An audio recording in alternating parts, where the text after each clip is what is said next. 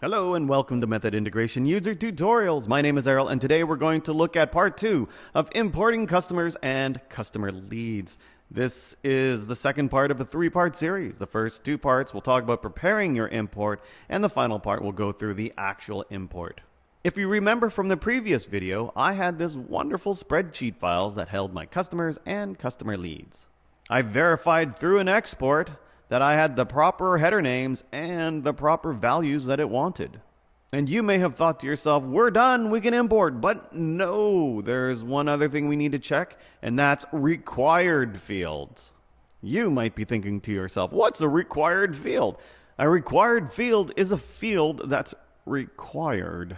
If you don't have a required field within your spreadsheet, then there will be all sorts of sadness, and you don't want that. So let's go and find out what are the required fields for customers. I'm back in Method. I'm going to customize. I'm going to zip on over to tables and fields. And let's scroll down until we find customers. Ta-da, there it is, customer table. Let's click it. Okay, here we are in the fields for the customer table.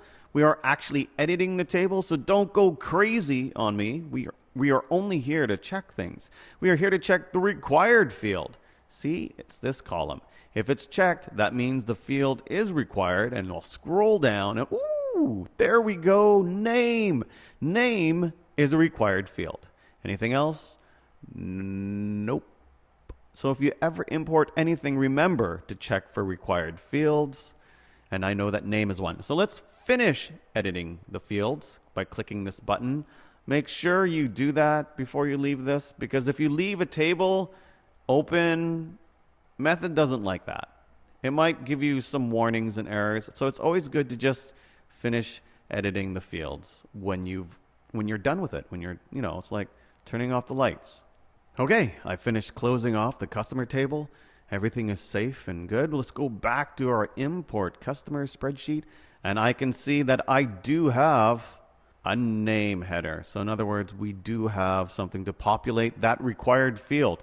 All is well and good, and now we are ready to import.